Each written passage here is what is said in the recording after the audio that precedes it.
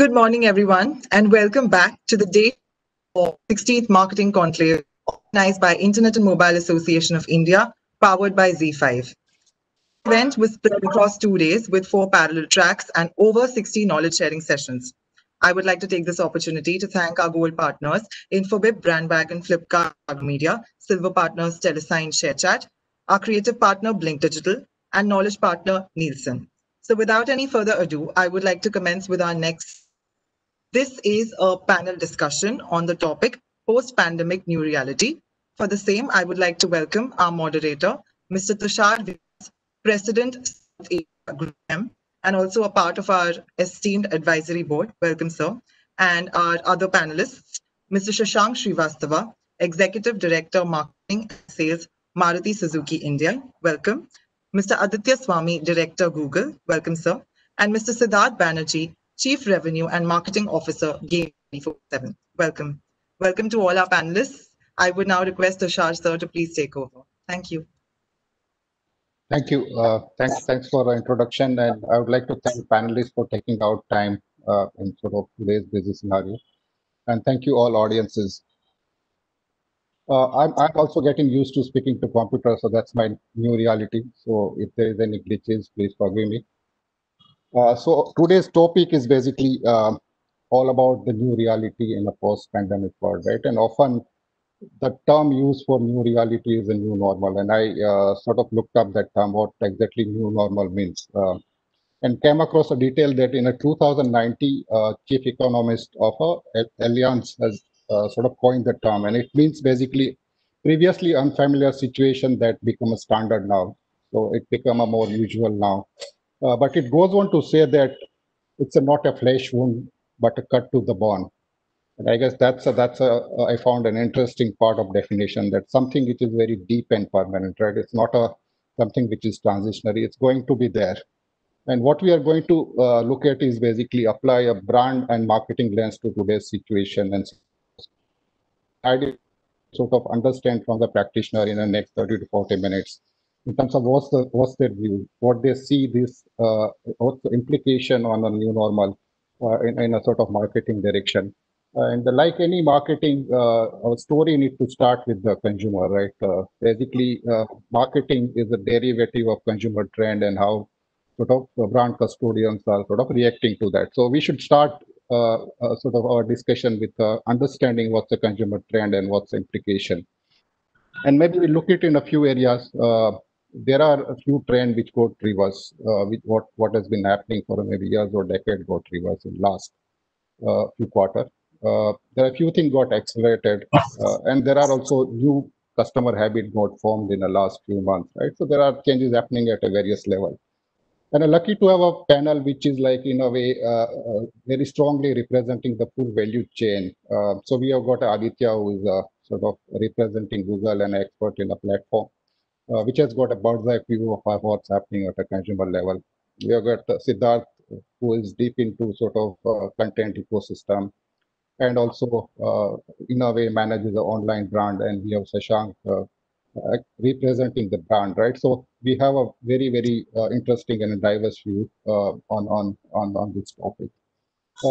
Let me start with Aditya, and nobody knows better than Google at a broader level, right? So Aditya, over to you. What do you see as a sort of from a consumer trend perspective? Thanks, Tushar, for setting this up. Maybe we just start a little bit about pre-COVID, right? I think with like 500 million people on the internet today, the internet has become a pipe that has really connected all parts of India. And I think, we used to always talk about India and Bharat, or India 1, India 2. I think the pipe has really shrunk that difference. And more we see people across different parts of the country behaving very similarly. And I think that's a stark change to what was happening earlier. And I'll give you a few examples, right? If education is, say, interesting, people in urban cities are trying to skill themselves up to make them more relevant for the workforce. But people in smaller towns are failing on the internet to actually educate their children and give them a livelihood. So I think the pipe of the internet has really brought India together. And what we've seen on our platform, since you asked me about that specifically, Tushar, as this happened, as expected, you'd expect more people to be online and more people are going to consume YouTube. But I'll give you some interesting numbers like connected TVs. People who actually got their TVs hooked up to the Wi-Fi in their homes have seen 100% jump pre-COVID. Now, to me, that would have typically taken maybe a couple of years to happen. It's happened in a few months.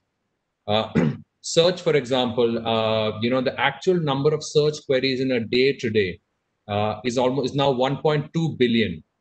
1.2 billion queries in a day. And it's interesting that the queries are not just coming from metros and tier one towns, they're coming from smaller towns. They're coming in regional languages. So people are actually typing their own languages. They're coming in voice. And that's clearly how people are thinking about how they're interfacing with the platform differently. Specifically in terms of trends, when you said wound or cut, I think the general perception, oh, it's a bad thing, right? I would say, like, of course, what's happening around from a social and from a health point of view is not a good thing at all. But is there an opportunity for us to think about this as for a lot of us to actually leapfrog into the next phase? And I'd like to think of consumer trends in 3 buckets. The first trend is like it's a spike and it's going to settle back down. So the first thing that happened, is everyone's trying to figure out cooking. Everybody's social media feeds are now filled with like food that they're cooking, right? You couldn't go out to eat. I think food is our biggest passion. But I think soon as things come back, people are still going to go out and eat, and eating is going to come. So I think that will settle back to some kind of a normal. So I think that's a spike. It's gone up, but it's going to come down. Second, I think something a step up. It was going to happen, but it's happening at a much faster rate. Think like online education, right? Think of online gym classes. I was talking to this lady who said, CureFit now gives me such a great workout experience. I don't think I'm ever going to go back to a gym. Why do I need to go back to a gym? Being able to, Byju's very interestingly has made a statement, right? In my classroom, no student is a backbencher. Like the ability to educate masses is now so powerful, right? I think that's the thing. And things that have really taken off. I mean, Sid, we can talk more. I think gaming is just going through the roof, right? And I think those numbers on gaming, Sid is the best place to talk about. The other big thing that we've seen exploding is banking. My dad typically want to go to the bank and check his passbook every month. He wants to meet the bank manager, make sure his money is safe and come back. For the first 1 month, he was very uncomfortable using digital banking. Now he's become so used to it that he's not going to go back to a physical bank again. And I read a latest number that UPI transactions in July, all-time high was 290,000 crores. And it's only growing month on month. So I think some behaviors are never going to come back. And I think this opens up opportunities for all of us to think about if the consumer behavior is fundamentally changing, how do we pivot our businesses to basically maximize the opportunity that the situation has thrown up? I think that I would like to be an optimist and look at the positives that we can build off in this moment. Yeah, that's Sid, coming over to you. And what do you see in terms of a broader content, in terms of contour of changes, and specifically your insight on the gaming? Thanks, Tushar. So I think like Addy kind of set up the context in terms of what's happening and looking at it from a larger consumer lens. I think it's become very imperative. It was always important, but especially in times like these, it's become imperative that all businesses ask themselves the question of what role do they actually play in consumers' lives, including in stressful situations like what the pandemic has brought about for millions of people across the globe. So I think that's the first part, which is an interrogation of what is the contribution that you really do to your consumers as a business. So that's one thing. The second is, and if you're clear, you have a better chance of surviving and thriving. The second thing is for businesses to understand which part of their business models have changed or need to change, and which part of their business models are perhaps competitive moats in times like these. So that's really the second part. And then the third part is that under times where people are mentally stressed, and at the end of the day, if people form the backbone of organizations, then what are you really doing to take care of your people? So that's at an Uber level. Coming to the world of business and the way we see in the recent few months, the businesses that have the capability to be digitally marketed and digitally consumed are the businesses that have tailwinds under this rather challenging year of 2020. Some of those businesses Adi referred to already. But if you had to look at the top three, it would be OTT entertainment, edtech, education technology, and gaming. And I think coming to gaming, in India in the last few years, gaming has been on the rise with, as we all know, some of the contributory factors becoming favorable. More smartphones in the hand of people, data pricing becoming more affordable, and a greater menu of gaming options for consumers across the spectrum. Um, and it's been perhaps accelerated in the last couple of months where people have had the time on their digital devices to actually consume gaming as a form of entertainment because now they could not step out in the lockdown induced times that they had. So we believe, and if you look at some of the external industry reports, an industry which is about $1 billion accelerating to a $5 billion industry in the next 3 years. But I think what is very interesting is, and Adi referred to it when he said that a lot of consumer behaviors are converging. And if you look around in your own homes, you'll see people now getting connected with gaming the same way that they perhaps used to get connected by a popular soap opera series in the past, or perhaps a Netflix series that people watch and talk about.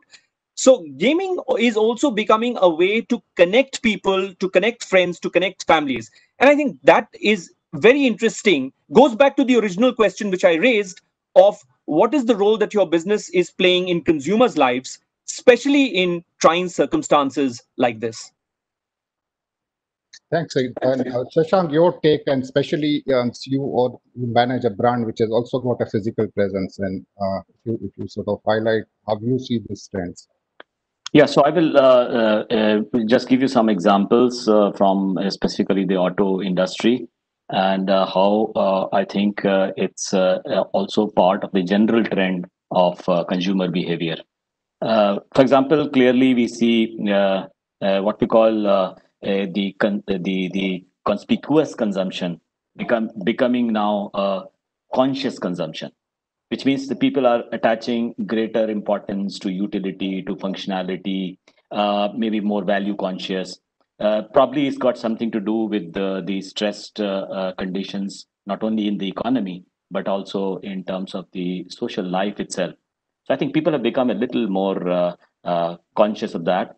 And therefore, that is also reflected, for example, in automobile, where we see a greater demand towards the lower end of the spectrum in the portfolio. Also, we see first-time buyers going up. It's gone up in the last quarter from 43 to 47%. We see a lot of additional car buying because I think one of the major trends which we see is a greater health consciousness. And therefore, like Adi was saying, some categories of products might have actually benefited, healthcare being one of them. So health, we find, for example, in case of automobile, the people are now moving away from shared mobility to owning personal cars themselves. So that shared mobility has actually taken a hit, and that's going to be a positive for some class of OEMs. Second, I think Sid I think pointed that out. People are also looking at societal impact, which is how real and meaningful the products or brands are in their consumption. So it is now they are more socially conscious, not just economically conscious, but also socially conscious. And I think that's a major impact that's going to have, especially for cars, for example, in terms of environment or in terms of emission. People would want brands to be also adding value to the society as such in a more direct way. Third, I think in terms of brand differentiation, trust, I suppose, is now the new currency. So in such times, in stress times, we do find that people revert to brand leaders. They revert to a more reliable or a more visible or a more familiar brand. And I think that is something which is a good news for leading brands, and maybe not such good news to the more lagging brand. Fourth, I think the biggest trend, and I've observed it from all angles in the last 4 months from a in auto industry point of view, is the huge trend towards digitalization. Now, digitalization was anyway a trend earlier. It was actually, if you look at the number of inquiries which we get on the web for our products, it used to be about 3% in 2016. Today, 35% of our inquiries are digital on the digital platform. It's a huge trend, and I think this digitalization trend is not just in terms of purchase habits or actual buying process, but also in terms of media consumption. And we find that this is one of those categories of trends which are like going to be accelerated, which is already there, but it's got accelerated. And I think IID bucketed those trends which were already existing, which got accelerated because of the COVID. Some trends which are new and some which are. Finally, I would like to say the consumers are also now wanting brands to listen to them more closely and look at solutions, innovative solutions, not just in terms of product, but also in terms of virtual brand experience. And that's a challenge which we are currently addressing from an auto industry point of view. We are now getting into, in a big way, not just the digital platform for inquiries, for conversion, and so on, but also to give experience of the showroom itself to the consumer is immersive, and we have technology available now for that. I think these are the trends which I clearly observe in the post-COVID era. And as we say that it's not a restart that we are looking at now, it's a reboot, which means it's going to have a different operating system altogether now. And that's what we are looking. It's a very big challenge, of course, for marketers. In some way, of course, it's in society we have a lot of fear. We have some very unfortunate cases as well. But in terms of marketing, I think it's a unique situation where they need to be innovative to see these trends and take corrective measures. Thank you. Thanks for interesting point. So And this is like I just have I want to build. Sashank gave a very interesting thing that I thought I could build off. I think digitization, and I think a lot of folks think of digital as digital marketing. But I think, like Sashank very nicely put, how can digital transform your entire business? And I say, how can it, right from the processes that you run, from the way you manage your data, from the way you connect with your consumers, from the retail experience. I think can digital now become the spine for every business? And Sid talked about 3 businesses that will truly take off. But is this the time for every business to really start thinking about how can they build for the future of a digital spine? I was recently at a summit with a bunch of large CPG advertisers, and L'Oreal actually defined themselves as a beauty tech company. Now, it is very interesting that they're in the business of hair color and makeup and all of that, and what is this tech play? And they believe that they made a big acquisition globally of an app that can actually allow you to try on different sets of makeup. So you really don't have to walk into a store at all. You try all this on, you convert your transaction online, and you're done, right? So I think a lot of traditional businesses will also be thinking about opportunities to do this, just like Sashank is seeing that's happening for his business and in the industry. And it's interesting to think of digital as much more as an end-to-end solution versus just a front-end marketing solution. Absolutely. Completely agree, Adi. Yeah, so taking from there, basically, idea is to also look at what are the marketing pivots which is happening to sort of address some of these consumer changes, right? But before I go there, I just wanted to ask, as a sort of brand custodian or a sort of marketing professional, what gives you a sleepless night? Is there a sort of area which concerns more, 1 or 2 things? Because it's as Shashank has said, it's like a pressing a reset button, right? Somebody has pressed a reset button. There is a empirical learning which we all sort of followed for years or decades. It's not relevant, or many part of that rather not relevant. Yeah. Is there an area which you like to highlight? Yeah. So while there are some industries, that definitely have a reset button, there are some industries which will have a tailwind effect, and there are some industries which will have a delayed recovery. And we broadly know, where which industry kind of falls in. But I think if I were to say what keeps me up at night as a business and a brand leader, I think the first thing is how to be even more relevant to consumers and consumers who are undergoing a really bad time. And it's really human tragedy at a massive scale. And so therefore, first and foremost, as a responsible business, like I was saying, what's the role for the business to do to be powerfully relevant to consumers? So that's the first thing that keeps me up at night. The second thing is, how can I contribute to not only growing my business, but figure out the ways in which we can establish an ecosystem which is a larger ecosystem than just the individual corporate play. And we are kind of involved in that in various many ways, from setting up a seed fund to kind of accelerate the smaller gaming players in India, to the possibility of partnerships and alliances, because the world is changing and there is need for an ecosystem. And then at a deeply personal level, what keeps me up at night is, am I reskilling myself? Am I making sure that I understand the world? Some of the basics which are changing, some of the basics, of course, which will remain constant. So I guess those would be the three things that I would say. And to build on to Adi and Shashank's earlier point about digitization, I find something interesting happening, which I think is kind of material relevance to everybody who's tuned in.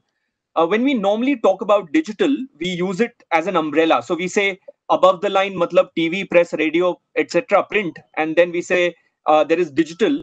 But I think what I have realized is that it might be useful to see digital and kind of break it down into a couple of segments. And the first segment is the traditional digital, as it were, where you are using digital media essentially for each frequency, the same way that you would use possibly a television. Where you're using digital for impact, the same way that you would use possibly the front page of a newspaper. Yeah, so that's like traditional digital.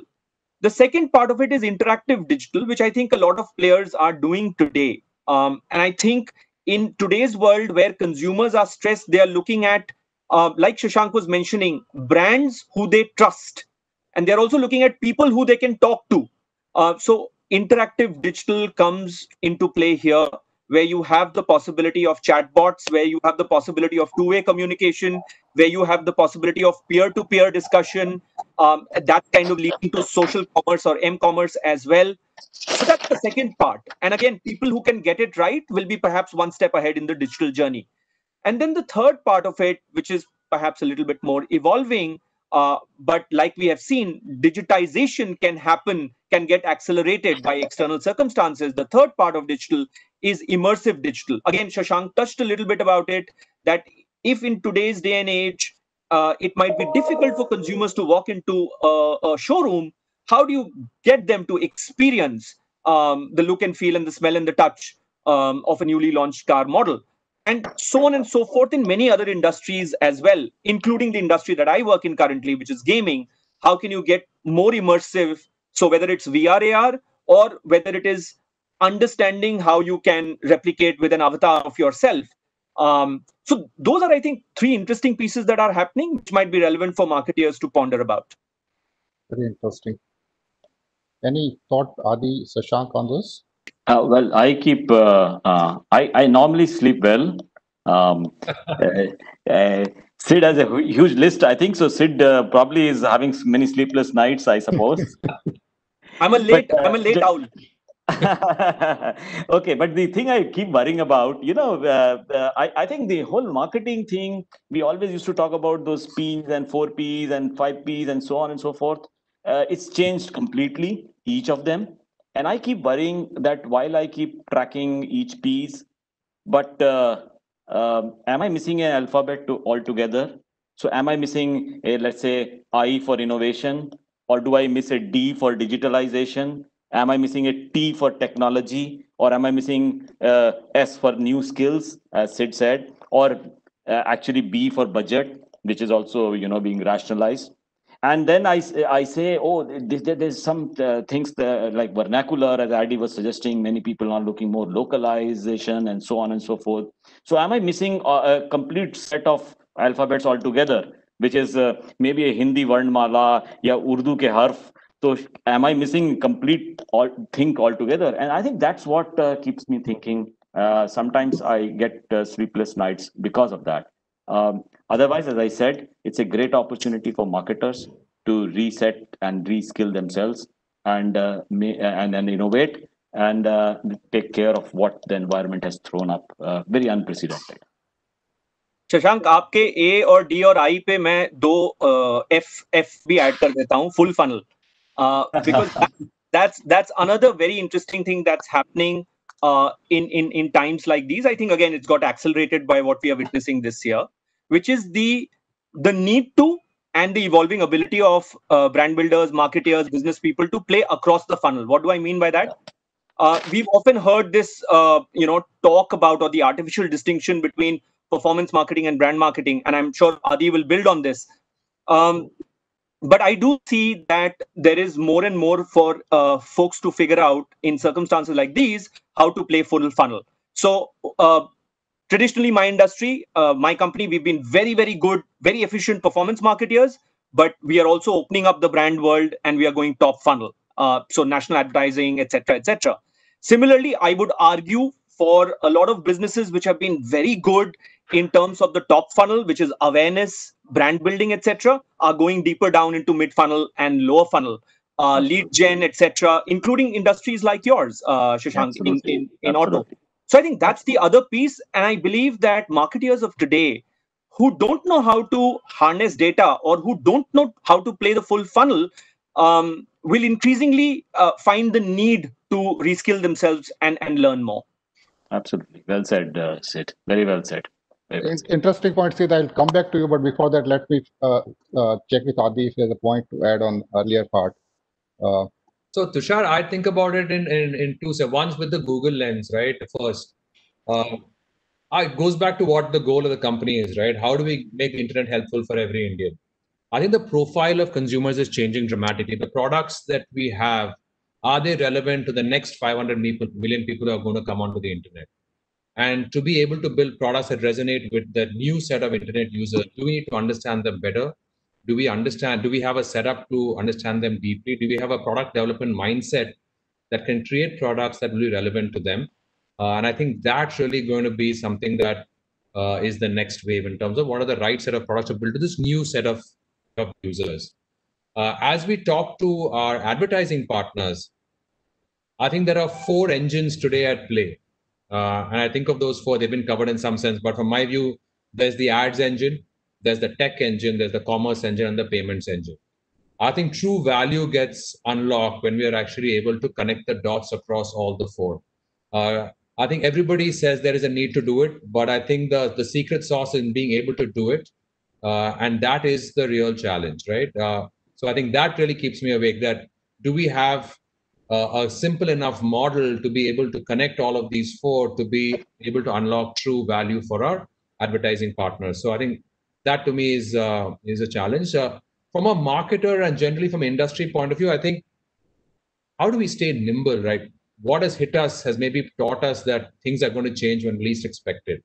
And I think about the work, the workforce, and workplace. All these 3 have changed. And are we building a skill to be ready to make the next jump when the next ball hits us? I think that's something that makes me think a lot about that. Thanks, Adi. And coming back to Sid, your point, the brands are not built overnight. And in today's scenario, basically, and this is a question to you and Sid, how do we balance? Where do we balance? And you made a very interesting point on the full funnel. So traditionally, we have been talking about brand versus performance, short term versus medium to long term, top of funnel, bottom of the funnel. How relevant all these terms, and where does brand marketer draw the line today? Yeah. I can be a little provocative and say that in today's super digitally connected world, brands can actually get built over time, overnight.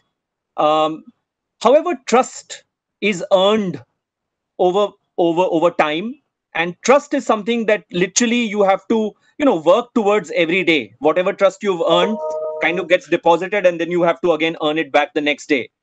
But from a point of view of brand awareness, brand trial, word of mouth, I think that has all got accelerated. So I think that's the first piece that I'd like all of us to remember. There are many gaming brands, both in global markets as well as in India, which people actually did not know about till a few months ago. And I think they've done a fantastic job at creating awareness and adoption. Now, of course, how much that lasts as we go along from a retention point of view, we will see. But I think it's super interesting that today you can literally, that whole IDA model of following awareness, interest, desire, action was a linear model. And as Addy and the Google team will always say that it's kind of got wrapped into a noodle where you can literally have brand discovery right to brand trial. And I've experienced that personally as well as a consumer when I'm shopping online, where I'm experimenting continuously. My father, who's 72 years old, has discovered many brands for the first time in his life through online shopping. So I think the need is to my mind, and that's what we reflect back in our business actions, first to find out at this point of time, what are the most important needs and need states of consumers. The second is to find out how can you make user journeys as rich and frictionless as possible, and balancing both, of course, is where the challenge is. And then the third is how do you continue to build trust in a world which is deeply stressed? Because that's something that you have to kind of do every day. While digitization will help you, tools and technology will help you. So I think those would be my three perspectives in terms of building brands in today's hyper digital age. Addy? Sid, no, I'd say a very interesting point that you made. We've noticed that a lot of new products are entering the consumer's basket, right? Which we're not typically aware. So, for example, vacuum cleaners, right? Everybody's having cleaned their homes on their own. So suddenly that's casual wear. Tushar's wearing a jacket on this call, but I guess if we were all in the real world, we would have all been jacketed, right? But suddenly casual wear has made a huge jump. Home entertainment systems. You can't go out. The best entertainment you can get is in the four walls of your home, and you want to invest behind quality entertainment. So I think there are opportunities opening up everywhere as these new products enter a consumer's consideration set, and to be able to be at the right time. Like what is good advertising? It's the right message at the right time to the right user, right? Everybody benefits. The consumer benefits and the brand benefits. And I think these are times to think about how we can think about this with the strong layer of trust that Shashank talked about, to make all advertising really relevant and useful to both parties. Yep. So we have started getting a sort of audience question, and I guess in the spirit of new normal, I'm going to weave in those questions in a flow. So we'll go with that. Shashank, this is a question for you. Has there been a change in the media mix? Do you see this trend to continue? Yes, clearly there has been a change in the media mix. Media habits have changed quite a lot in the pandemic, post-pandemic. For example, television is up. In fact, the prime time has shifted. During the lockdown, the prime time was 11 to 11:30 rather than the evenings. 11 to 11:30 in the afternoon, in the mornings is what I'm talking about. We have OTT, which has gone up substantially. OH is down, and radio is down, probably because of the commuting time being lesser. But people like radios, some radio stations shifted to digital completely. Those have actually continued flourishing. So yes, there has been a change in the media mix as far as for us, digital is actually now the number one spend. It is almost like 35% of our spend. We spend substantial amounts, actually almost like 700 crores, 750 crores on marketing and advertising, and almost 35% of it now is in digital. And the good point is for digital that is that you can actually measure your ROI very accurately. You can actually do personalization, and this is something which is allowed by the new technology platforms. It's something which is going to continue in the future as well. On this point, I just wanted to ask a question.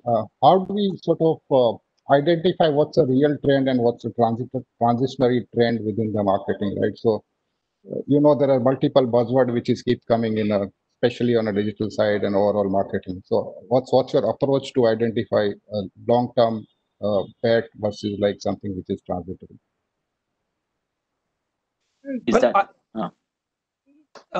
I can kind of certainly offer a little bit of perspective from my personal experience. The first is nobody really has a crystal ball. So I mean, if they would have betted on the winners and gone all the way laughing to bank. But I think the best thing that possibly one can do is raise the number of listening signals that you have. Where you drawing in, what are you listening to? So, in the good old days when I was working in CPG, consumer goods, the value of focus groups going to consumers' homes, meeting them, accompanying them on a shopping mission in the local store, etc., used to be ways to get those signals. And that's still very, very relevant. How do you supplement that with digital means? How do you supplement that with reading what's happening in terms of consumers' other life choices? So treating consumers as people first and understanding what's going on in their minds. And how can you get all those signals in? Second is the ability to sift through what is the noise, like you said, what's a trend, and what is something that could be something sustainable to build long term. I think that's where judgment comes in. That's where the ability to create a good team comes in, a balanced, diverse team comes in. And I think, in my Vodafone years, I think that was something that I was deeply, deeply humbled and kind of proud about, that we had an ecosystem of people who were helping us pull all this together and to sift through the noise and then to work on something which was valuable. And then the third part that I have found is useful is distilling this down and following almost like a spirit of experimentation, because not everything you will learn necessarily by saying the theory will only get you to some place. Then you will have to mount a series of small experiments, see what's working, what doesn't, cut it out, move to the next thing. So those would be quick 3 summary points from my side. There's a next question which is coming on the brand safety, and I guess this seems to be more in the context of digital. So how brands are addressing the brand safety concerns, and what are your tips on that? Shashank, would you like to address? Or I didn't get that thing. Brand safety, you said? Yeah, in a digital media environment specifically. So especially there is a sort of a concern around the fraudulent activity around brands. Okay. So obviously, technology, you have to be good at technology. And so first of all, we need to find out what possibilities exist for such breaches of safety and then plug them. And I think we have a huge number of examples that in such situations we have found the frauds increasing exponentially. And I think we now have counter technologies which one has to be very careful about, especially when we are, even for cars, for example, even offering financing and even offering payment platforms on the digital platform. So I think it's very important that we need to look at these to plug in those safety measures. And I can only imagine from a technology point of view. And also from analytics, you can actually find out some trends if there's something which is hurting the safety overall.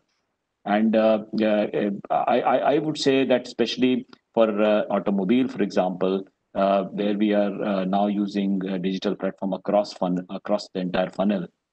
We are using digital even in the top funnel now.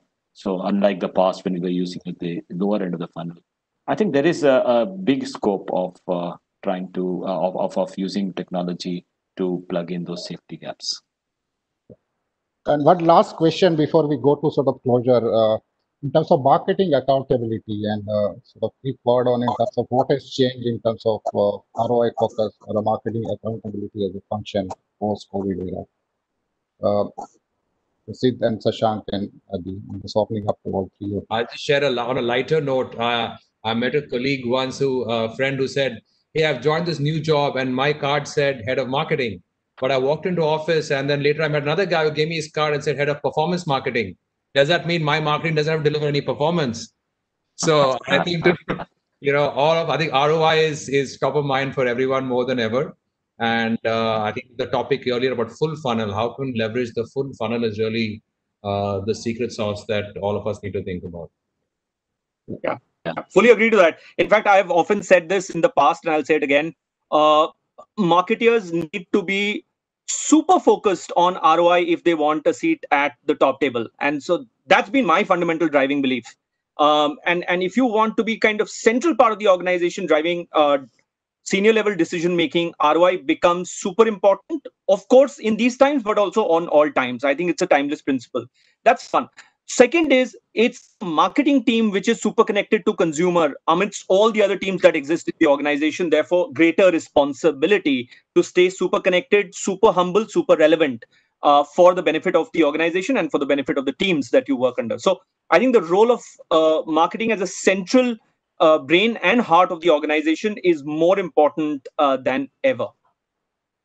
Great, thank you, and very, very interesting conversation. I think what the sort of key message and might sort of take out is there are multiple dimensional. It's a transformation change is happening at a marketing level, right? And as Shashank has rightly pointed out, it's a reboot in many areas and sort of rethink which is required.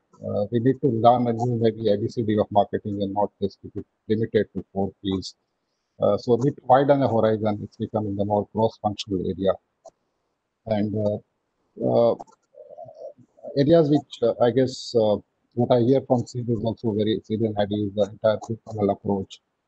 It's not about above the below, it's a through the line, or how to sort of think more holistically. It's becoming very, very important. Great, thanks for all your input, and it was a pleasure talking to you. Thank you so much. Thank you, Tushar everyone. sir. Thank you to the panelists Thank for you. this enticing session. I would also like to take this opportunity to thank our partners and friends of Marcon supporters. Thank you to the audience for the lovely response you've given to this session. Please do also take out some time to visit our exhibitor space on the platform and check out their offerings. We will soon be joining again for another remarkable session. Thank you. Thank you.